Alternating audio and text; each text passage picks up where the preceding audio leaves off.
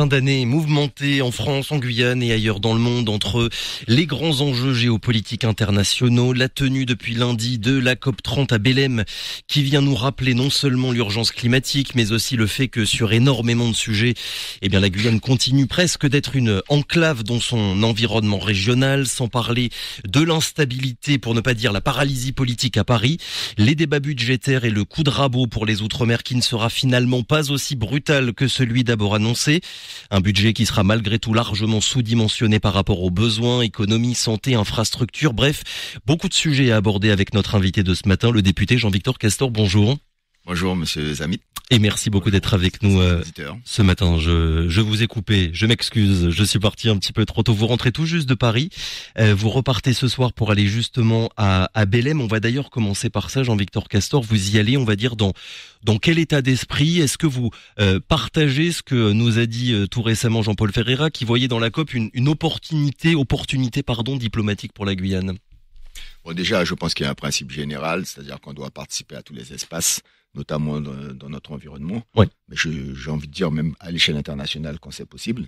Et il faut le faire de plus en plus. Ouais. Bon, si nous ne sommes pas présents pour parler en notre nom et pour défendre les intérêts de la Guyane, qui le fera à notre place? Donc ça, c'est déjà un premier principe. Deuxièmement, on sait la ligne de fracture, c'est-à-dire que la protection de l'environnement, tout le monde dit oui. Mais qui doit payer le plus? Comment on place le curseur? Où est le point d'équilibre? Et on sait que le point d'équilibre, il est largement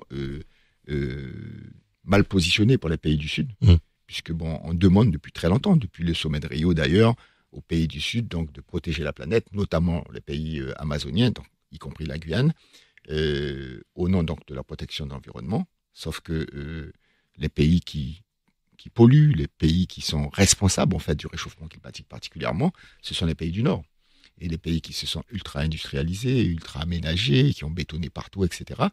Et donc ça ne peut pas, en tous les cas, la protection de la nature ne peut pas se faire au détriment de la réponse aux besoins de nos populations. C'est-à-dire très clairement, la Guyane a besoin de routes, la Guyane a besoin de ports en eau profonde, la Guyane a besoin donc d'une multimodalité, on va dire, en matière de libre circulation des personnes et des marchandises. La Guyane a besoin de coopérer avec ses pays voisins. Donc on a besoin de ponts aussi, par exemple, entre le Saint-Laurent et Albina. Là, on a besoin d'énormément d'équipements. Et donc, il faut comprendre aussi que ça peut se faire en tirant les leçons en fait, des erreurs qui ont été faites dans les pays occidentaux. Donc, quand à Rio en 92, les pays du Nord ont dit « mais ne vous inquiétez pas, on va compenser, on va vous déverser des centaines de milliards pour pouvoir assurer donc ces besoins et en même temps donc ne pas déforester par exemple, etc. Ne pas aller vers notamment les activités industrielles. Mais ces centaines de milliards ne sont jamais arrivés en fait. Si je prends le cas de la Guyane, si la France voulait faire des routes pour désenclaver le territoire, elle l'aurait fait. Bon, quand la France a pris la décision en 1962 de créer une base spatiale à Kourou, on a bien vu, donc, ils ont déroulé une planification et ça s'est fait. Donc, on a une très haute technologie avec des moyens gigantesques qui ont été investis. Ce serait possible de faire la même chose pour toutes les questions qui touchent à la mobilité, au déplacement, au transport. Bien sûr, à la mobilité. Le grand port, c'est essentiel. On est en train de continuer à s'enfoncer avec un port qui a un tirant d'eau extrêmement faible et qui pose d'énormes difficultés. Et avec des conséquences économiques dramatiques. Jusqu'à maintenant, il n'y a pas, dans la programmation des investissements lourds en Guyane, il n'y a pas de projet, en fait, de port en eau profonde. Ouais, donc oui pour la lutte contre le réchauffement climatique, contre la réduction des gaz à effet de serre, mais pas le même effort pour tout le monde en fonction, évidemment, de la situation de chaque territoire. Bien sûr, la Guyane, c'est 97% de forêt. Je sais pas, il y a des pays qui ont fait des choix, tels que le Costa Rica, effectivement, de protéger la forêt de façon très stricte, etc. Oui. Mais le Costa Rica a auparavant donc développé son territoire. Oui. Et en misant absolument sur le tourisme pour le coup au Costa Rica. Et puis bon, les choix qui ont été faits aussi, ce sont des choix où ce sont les Costa Ricains qui ont déterminé là où il faut placer le curseur. C'est-à-dire qu'on peut très bien en Guyane dire, nous, on place le curseur à 70% de notre territoire à protéger. Et puis voilà, on s'en tient à ça. Aujourd'hui, c'est quand même que 3% du territoire qui a un peu d'aménagement, un peu d'urbanisation, etc. Je parlais d'enclave en introduction. On sait bien que d'un point de vue coopération régionale, oui, il y a des progrès qui ont été faits, mais je ne sais pas si on regarde par exemple l'OTCA, l'organisation du traité de coopération amazonienne, il y a tous les pays de la région. C'est intéressant de regarder sur la carte. Il y a tous les pays de la région sauf la Guyane. Et puis il y a tout ce qui touche évidemment au déplacement. Oui, il y a un vol par exemple qui fait Cayenne-Belém, mais il y a la DGAC qui a interdit tout récemment à la compagnie surinamaise Fly Always de faire concurrence à Air France pour ouvrir justement une autre liaison entre Cayenne et Belém. De quel œil est-ce que vous regardez ça, Jean-Victor Castor, cette situation de monopole au final qui explique en partie la situation d'enclavement aérien de la Guyane dans tout son environnement? Alors, donc vous savez que je suis donc rapporteur dans le cadre du suivi budgétaire sur la question du transport aérien. Et on va en parler bien sûr. Donc, Oui. dans le rapport, il a été réalisé, il a été donc présenté en commission donc développement durable au sein de l'Assemblée nationale. Donc je peux vous dire que les auditions étaient extrêmement intéressantes. Bien sûr, donc on a auditionné des compagnies aériennes, on a surtout auditionné. Moi, j'ai voulu qu'on auditionne au début donc du processus la DGAC, Oui. qu'on auditionne y compris la DGAC, le directeur général, à la fin du processus, à la lumière donc de toutes les questions et de toutes les réponses qu'on a pu avoir de tous les acteurs. J'ai mis l'accent aussi surtout sur les associations d'usagers. Oui. Donc on a pu, avec le nouveau collectif guyanais, donc la DGAT, qui a pu être auditionnée, mais bien sûr l'association des usagers de Mayotte, le ultramarin d'Ubud aussi, donc de la diaspora. Donc toutes les personnes pour parler en fait de l'humain, c'est-à-dire les conséquences en fait de cet enclavement aérien. Ouais, rappeler ce que ça implique en fait pour tout le monde. Pour tout le monde, Ouais. voilà, pour les étudiants, pour les jeunes travailleurs, pour les malades, enfin, etc., etc. C'est-à-dire qu'en fait, en résumé, pour nous, le transport aérien, ce n'est pas un luxe. En fait, voilà, c'est une nécessité, c'est vital. Et donc, du coup, sur la question de la concurrence, évidemment, les situations, partout où il y a un peu de mise en concurrence, les prix chutent de 20%. Mais ce qu'il y a d'intéressant aussi à voir, c'est que non seulement les prix chutent de 20%, mais en plus, on a une augmentation donc de la demande de 20%, aussi de la réponse à la demande de 20%. Oui. Parce que en fait, ce qu'on se rend pas compte, c'est que le fait que les prix soient excessifs, abusifs, donc il y a des gens en fait qui ne peuvent pas voyager Bien sûr. et qui aimeraient voyager. Donc finalement, les compagnies aériennes, elles en tirent profit d'une certaine façon aussi quand il y a de la concurrence. Faut pas voir ça de façon. Alors pour la réalité guyanaise, ce que j'ai envie de dire, c'est que le rôle de la DGAC, c'est un rôle qui est crucial. Et moi, j'ai mis l'accent dans le rapport sur le fait que ce n'est que récemment, et le directeur de la DGAC l'a admis. C'est-à-dire que nous sommes dans un régime colonial où les situations sont toujours en direction de la métropole. Ouais, la priorité a été donnée pendant longtemps à la desserte directe entre Outre-mer et Hexagone plutôt qu'à l'intégration des territoires d'Outre-mer dans leur environnement proche. Ça, apparemment, c'est ce que la DGAC vous a dit pendant les auditions. Exactement, elle l'a reconnu parce que, en fait, ce qui s'est passé, c'est que les rapports coloniaux font que voilà, c'est colonie, métropole. Économie de comptoir, en fait, pour le transport aérien, en quelque sorte. Mais c'est anti-économique du point de vue du transport aérien, dans la mesure où si vous n'avez pas de connectivité pour aller ailleurs, imaginez-vous, vous êtes un passager, un touriste par exemple, vous voulez aller, je sais pas moi, vous voulez passer par la Guyane, mais vous avez aussi envie d'aller en Amérique du Sud. Oui. Vous réfléchissez à deux fois. Vous allez passer par un autre canal. Parce que, à chaque fois, nous sommes des terminus, en fait. Et quand vous regardez, donc, les lignes aériennes telles qu'elles sont conçues entre la France et les territoires dits d'outre-mer, donc ces anciennes colonies, qu'est-ce qui se passe? On voit que nous sommes des terminus, pour la plupart du temps. Alors, c'est vrai que l'expérience, par exemple, de la Réunion est assez intéressante, parce que comme ils ont développé donc une compagnie régionale, ils ont donc bien sûr les prix sont descendus, il y a plus de concurrence, il y a plus de compagnies aériennes donc en direction de la Réunion. Alors c'est vrai qu'il y a plus de tourisme aussi, c'est une population qui est plus importante, mais c'est surtout le fait que il y a des accords entre la France et l'ASEAN, entre l'Europe et l'ASEAN, l'Union européenne, et donc ça permet au travers de ces accords-là, tous les droits de trafic en fait sont fluidifiés, et donc ça permet une connectivité qui est plus grande. Et donc du coup, à partir de la Réunion, vous avez plusieurs pays. C'est un début de hub en fait. Et nous, on a besoin de ça aussi. En fait. Mais justement, est-ce que vous croyez au fait que la Guyane puisse devenir un hub? C'est ce qu'a mis en avant tout récemment Gabriel Serville, parce qu'il y a eu des discussions précisément sur ces questions-là d'aérien au niveau de toute notre région, à la fois avec les pays amazoniens, on va dire, mais aussi avec toute la zone Caraïbe. C'est possible ou pas, Jean-Victor Castor? Pour moi, de toutes les façons, il faut avoir de l'ambition, il faut mettre le curseur très haut sur ce qu'on souhaite faire. De toutes les façons, je viens de le dire tout à l'heure, si les lignes, on reste dans la logique du terminus, on va jamais y arriver parce que c'est anti-économique et d'ailleurs les compagnies aériennes ne voudront pas venir chez nous. Donc en plus, il y a l'aspect réglementaire. Vous savez que il y a le principe de la DGAC, c'est-à-dire de la dite réciprocité, c'est-à-dire que la DGAC protège le pavillon français. Donc très clairement, si Air France n'a pas intérêt à aller au Guyana ou etc. Si une compagnie aérienne du Guyana souhaite venir en Guyane, la DGAC va réfléchir à deux fois. Elle va dire oui, mais bon, nous on n'a pas d'intérêt et donc on va protéger le pavillon français.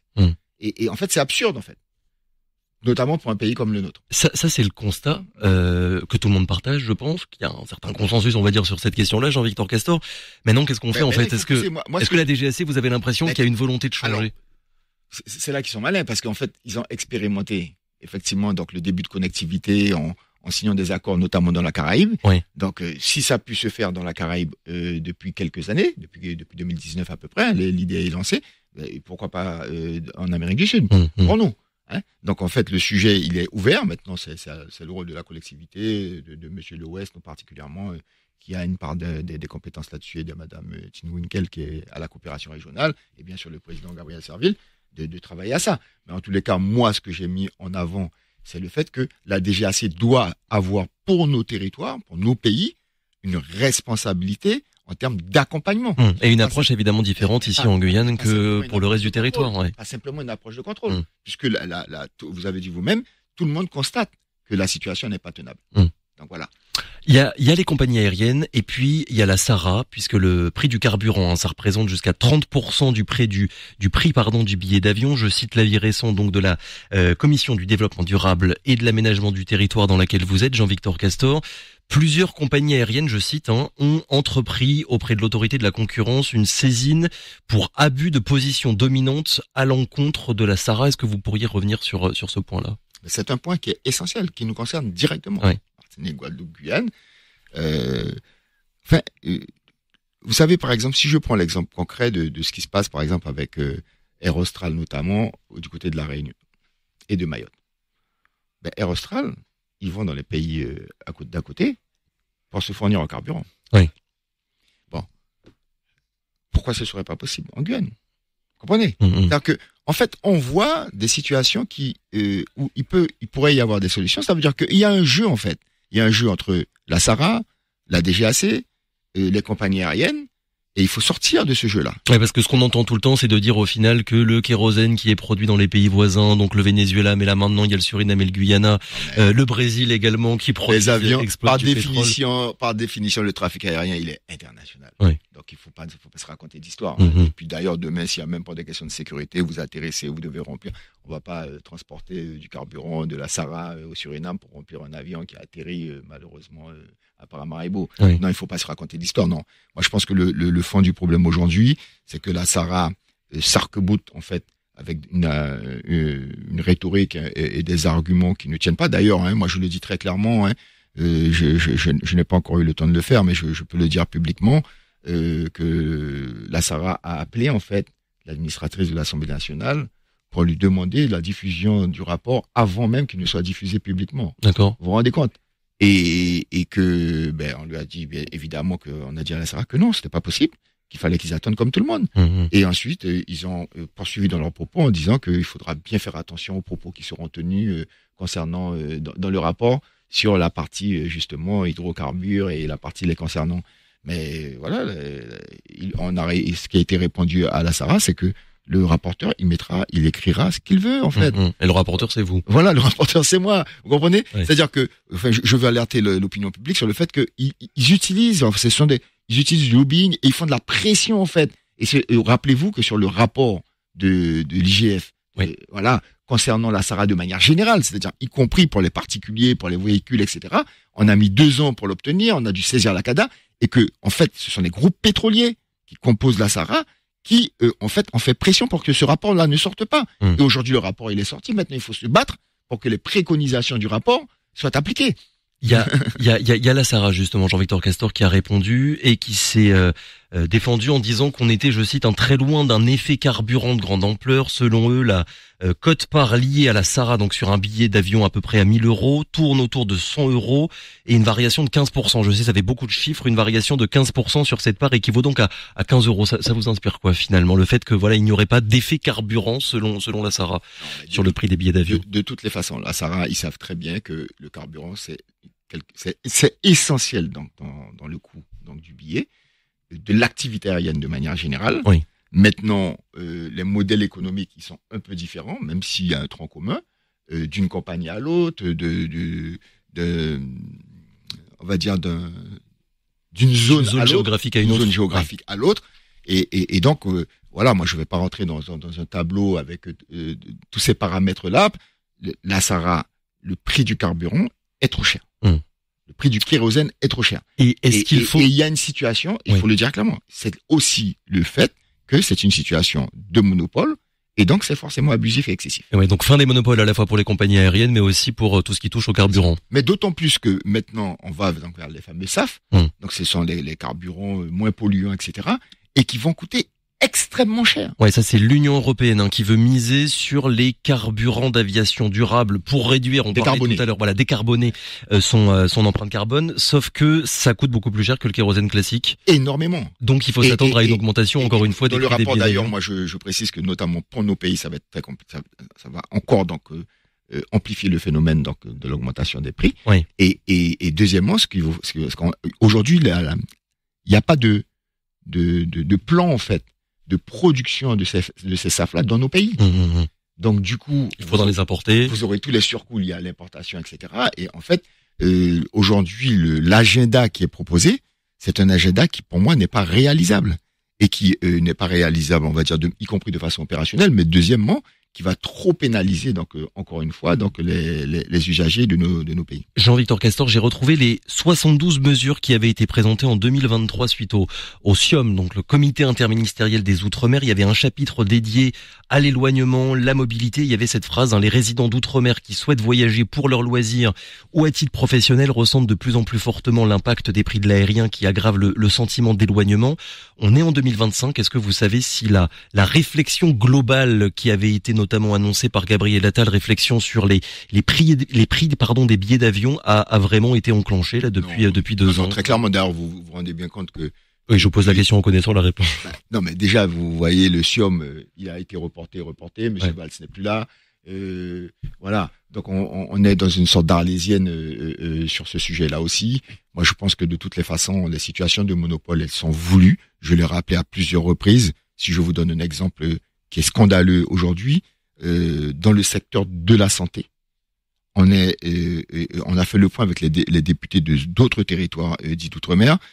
Il y a une volonté dans tout ce qui concerne l'imagerie, donc, par le biais des autorisations qui sont données par les ARS. L'imagerie médicale. L'imagerie médicale, mais d'installer des oligopoles, en fait.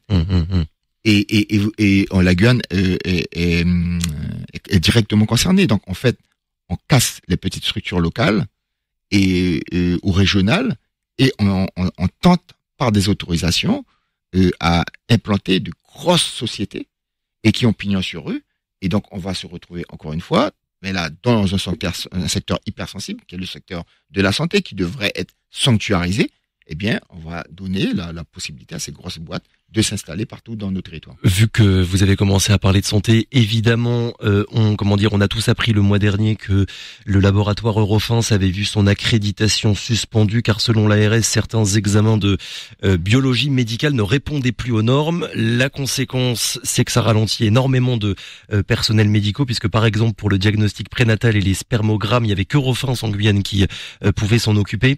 Il y a une contre-visite du COFRAC là, qui est prévue au mois de novembre. Jean-Victor Castor, vous en tant que député, est-ce que vous avez pu vous intéresser de près à ce dossier-là? Alors bien sûr, vous savez que donc j'ai interpellé donc les instances qui s'occupent de la santé particulièrement. J'ai encore remis récemment donc les courriers à Madame Rist et donc je l'ai interpellé aussi lors de différents échanges qu'on a pu avoir.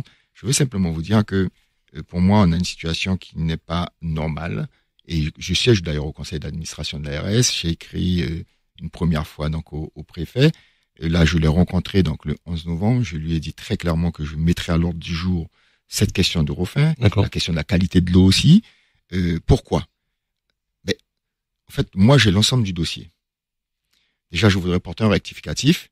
Ce laboratoire n'avait pas l'autorisation de faire ces fameuses analyses, soi-disant que le laboratoire était le seul à pouvoir faire. Oui. Où il suffit d'aller sur les plateformes, vous allez voir que cette autorisation, le laboratoire en fait ne l'a pas. D'accord. Okay. Donc ça, c'est une première chose. Donc c'est de la propagande en fait pour justifier la propagande de l'ARS, oui. pour justifier en fait la dérogation qui leur a été attribuée. Moi, j'ai lu donc des éléments donc de l'audit qui a été fait par la COFRAC. Je suis désolé, c'est extrêmement grave. Déjà, à partir du moment où vous avez été audité, vous avez des préconisations. On parle quand même de la santé des gens, des analyses médicales qui vont déterminer en fait les thérapies, voilà, les décisions qui sont prises par les médecins après. Je suis désolé, si vous avez été audité et qu'il y a des préconisations, vous devez proposer immédiatement un plan correctif avec tous les correctifs sur chacune des remarques qui ont été faites. Ils n'ont pas, ces recommandations n'ont pas été suivies finalement. Ils n'ont même pas eu de plan de proposer. D'accord. Donc et ça, c'est ce que vous avez vu dans les échanges. Et ça, c'est irresponsable. Ça, c'est une première chose. Et deuxièmement, ce qui est reproché à l'antenne de Refin ici, ce sont des choses extrêmement graves. Moi, je tiens à le dire ici. Et d'ailleurs, donc le directeur donc de l'ARS devra donc s'en expliquer. Au nom de quoi on déroge surtout. Parce que on peut comprendre, bon, attention, il n'y a pas autant de laboratoires que ça, comment on va faire, etc. Mais et puis d'ailleurs, l'ARS n'a pas l'expertise en fait pour contrôler un laboratoire comme ça. Et vous savez depuis combien de temps ça durait cette situation-là, au final, où on était au courant qu'il y avait des choses irrégulières qui se passaient. Déjà, en tous les cas, entre le moment où ils ont reçu le courrier donc de la COFRAC qui suspendait donc leur activité et le moment où eux ils ont réagi, il s'est passé 18 jours. Pendant 18 jours, ils ont exercé sans aucune autorisation. C'est-à-dire qu'ils n'avaient pas la dérogation non plus, en fait. Oui. Donc tout ça, pour moi, ça relève de l'irresponsabilité. Alors je comprends, parce que j'ai été interpellé aussi par des employés de Refin, etc., etc. Oui, il y a une situation sociale, mais la situation de la santé des habitants de Guyane doit primer sur le reste. Une des grosses actualités là depuis ces dernières semaines, Jean-Victor Castor, c'est évidemment le budget. Il y avait deux grandes mesures qui étaient en danger, les dispositions fiscales sur l'investissement productif en Outre-mer et la LODEOM. Finalement, l'Assemblée a voté contre. Et puis si tout se passe bien, l'examen de la mission Outre-mer, ça devrait y être la semaine prochaine. On va pas revenir parce qu'on n'a plus beaucoup de temps sur toutes les discussions budgétaires depuis le mois dernier, Jean-Victor Castor, mais dans les grandes lignes, est-ce que, encore une fois, ce budget, il traduit pas une forme de statu quo, en fait, pour les Outre-mer? Ah non, pour moi, il traduit pas un statu quo. Moi, je le dis très clairement, on est déjà dans une crise économique majeure en Guyane. Alors, il y a les questions des délais de paiement, il y a les questions des PGE à rembourser. En fait, donc on est dans une situation déjà conjoncturellement qui pose problème. On ne parle même pas des problèmes structurels que nous avons au niveau de l'économie guyanaise. Donc, dans un premier temps, il faut protéger les entreprises. Moi, je l'ai dit au préfet, je lui ai redit ça donc le 11. Il ne veut pas s'engager là-dessus. Moi, je pense qu'il faut une cellule de crise. D'accord. Avec des éléments extrêmement analytiques, presque entreprise par entreprise, pour regarder comment on les sauve, en fait, très clairement. Bon. Tout secteur confondu. Tout secteur confondu. Oui. Tout le monde et d'ailleurs, je rappelle que, y compris l'économie sociale et solidaire est concernée. D'ailleurs, j'ai interpellé Madame de Montchalin là-dessus, et la ministre Naïma Mouchou. Bon, elle s'est engagée, elle a refusé, donc les amendements ont été rejetés, mais donc elle a proposé donc qu'il y ait des réunions, encore des réunions de travail, en tous les cas pour solliciter tous les dispositifs qui puissent exister. Et j'ai interrogé le préfet, j'ai dit mais vous avez reçu une consigne de Madame de Montchalin ou du Premier ministre? Sachant que je le précise quand même, l'économie sociale et solidaire en Guyane, je crois que c'est à peu près 8% de l'emploi qu'il y a sur tout le territoire. Ça fait beaucoup de monde. Et c'est aussi le médico-social. Oui, tout à fait. C'est aussi le médico-social. Oui. Donc c'est énorme. Ça touche énormément de personnes, et notamment les personnes qui sont en situation de précarité, de difficulté, de vulnérabilité. Et donc, très clairement, moi, ma crainte, c'est qu'on va continuer à s'enfoncer, parce qu'en fait, le niveau de ce qui est proposé en termes de réaction, on est très très très loin des enjeux d'aujourd'hui. Dernière question, Jean-Victor Castor. Beaucoup de sujets que vous venez d'évoquer, ils relèvent soit de la compétence de l'État français, soit de la CTG. Je suppose que vous n'avez pas envie de devenir président de la République. Est-ce que président de la CTG, la présidence de la CTG, c'est quelque chose que vous commencez à regarder de Comment on près dit en anglais, step by step? Petit à petit. Non, j'ai dit step by step. Moi, je suis député aujourd'hui. J'assume donc mes responsabilités donc en tant que parlementaire. Et après, donc l'avenir nous dira. Voilà. Merci beaucoup Jean-Victor Castor d'avoir été avec nous ce matin. À très bientôt. À très bientôt. Bonne journée.